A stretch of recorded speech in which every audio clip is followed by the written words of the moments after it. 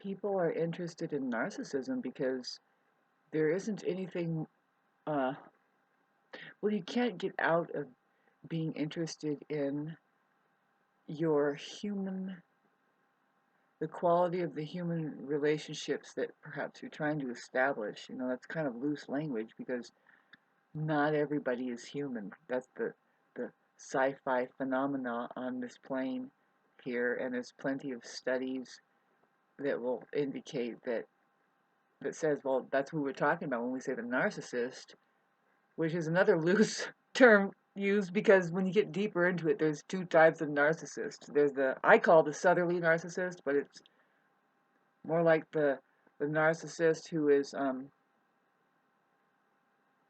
they have a problem with narcissism. It's see other people won't have a problem with being the narcissist, which really what we're saying is that they both have a mind, but one has a problem with the mind and the other one doesn't. And ultimately, again, we can keep peeling through these words, which I love it. This is ultimately this is what Buddhism is all about. Is well, what is the mind? Well, there's also two minds. If you want to talk about like a information field, now there's one mind that is more solid than the other mind. See, and this is what's interesting is that solid mind versus the other mind. See, everybody has an unsolid, they have a memory bank that is a mind. And it's not when we say unsolid, it's not capable of holding a lick of truth, which is in outer space. We have to include reality, which now reality is the capital M, the mind of God, which is here now. Take a really deep breath, however long, and whatever pattern you want to do it, but make sure it's really deep. One is enough for me, babes. It's amazing. Reality is peace and God. And as far as like if you're watching this anytime, really, you can get into this place that one. It's just there's only one reality behind all realities. This moment now. See, I'm recording this on February 1st. I'm probably going to put it on. This meditation will go on February 9th. Uh, Definitely my practice, like let's see, it was on the 8th I released a video that is kind of a milestone of mine, very funny, but we'll keep going on this, whatever it is. I'm sure somebody will like and subscribe, but there is a deeper purpose to everything here. It's an extremely potent place of expression and learning. And I don't put it past myself to get fully involved with it, and that's kind of like why I've made a YouTube channel. But okay, so I'll mention that I've made private a lot. I've made a lot of my playlists private now, and I might open a new playlist that just says, updated information on what I'm refining as my work that I'm sharing as my life's work, like say, which is funny, because it's ongoing, and I did already make a sitcom about it or whatever you call it. I'm sorry, it's a comedy about it. I've learned to edit too, so you'll see some kind of skipping around. It's just I'm trying to eliminate these times where I just go into Spaceland and everybody that when they get caught in those little swirls along the river there, they don't appreciate it, right? And they dislike or they don't like it all or they unsubscribe. See, the main thing is getting the likes and subscribes is the narcissism. There isn't anything more profoundly interesting. First of all, there's many reasons for that, but like I said, if you're interested in your human relationships on the planet, you have a deep question.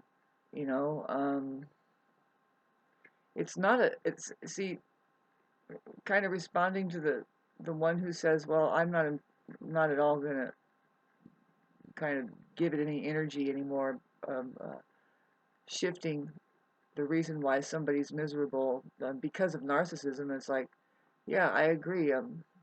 The people that get entangled with that kind of thing, it's kind of their naivety. They kind of deserve each other, right? That's what I'm here to talk about. That you can rise above narcissism. And in fact, I'm saying that this is like a school where we have a chance to rise above narcissism. And see, and everybody has narcissism.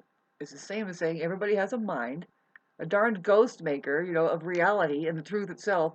See, that's the thing, is that narcissism 100%. What the problem is that they are not, their awareness is not rooted in reality. It's rooted in their minds.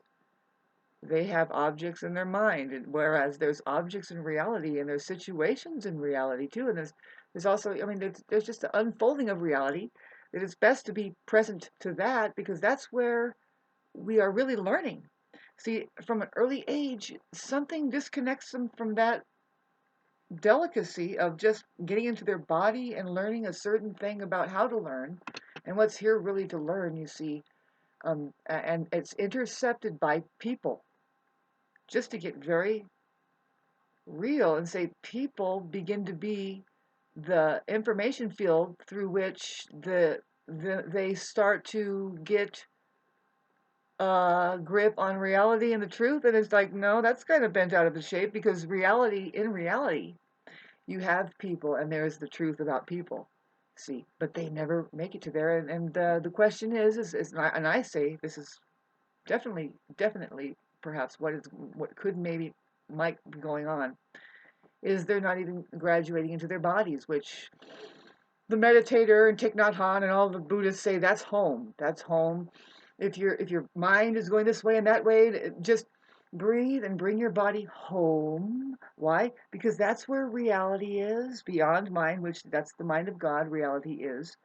And reality is peace. Hey, what do you think? Where do you think you need to go to achieve that kind of um, understanding, perhaps, or just more like authentic understanding, achievement, because it's so different. Well, see, now let's talk about the body and that breathing. It's not meant to not feel good. It's actually a very good feeling place. That's the thing. You see, that the planet is full of what we call pain bodies. It's something that Eckhart Tolle would talk about as pain bodies. And it's people that are, you see, the battle is against cancer. I laugh because the word cancer is found in astrology, right? Otherwise, we know it as some terrible thing. Well, why is it like that? Well, they're letting us know what we're ignoring. If you ignore your feelings, then you're going to get cancer. You have to get cancer. You better look at cancer, your feelings. That's what cancer is in astrology, and it's also really heavy duty. It's the moon. It's your emotions. Look and get connected with your emotions. See, this is what I know about the English language, and also that's stemming off. See, that everybody in the world seems to have to know, and if they know the English language, they know what cancer is, and intricacy of that. Do they know that there's two types? They most likely just know the disease, right? Well, what is it? Well, it comes from having ignored how you feel. You ignore your emotions. Your emotions are number one communicator that we have here. It's smarter than your mind and what you think. The problem is that your mind can give you emotions, right? And that needs to be cleared up, because there's where you're blocking out emotions, because you want to be able to think or something that's like, I can't imagine, babes. There's a way to just experience them, make a breakthrough, and realize how important that was. To just sit with it, whether it was a good emotion or a bad emotion. You just sit with it, make a breakthrough. It's about learning, you know. But if you shut out emotions, you are not going to learn a lot of things. Very important, and mainly is how to trust your feelings, how to go with that. What if you just keep going, if it's scary or not, if it is fearful, if you can just see through all of it, keep going, make a breakthrough, and get to the other side and assess, learn. And